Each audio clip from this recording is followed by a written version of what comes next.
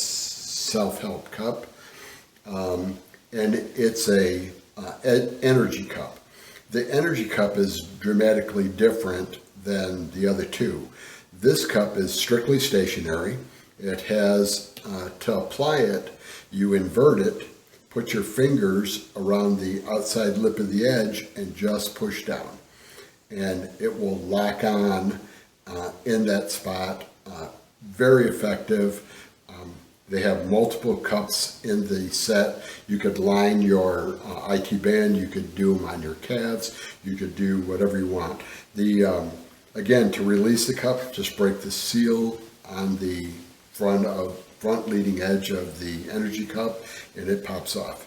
Again, if I wanted to invert it, put it on, fingers on the outside, push down, and it snaps on in location.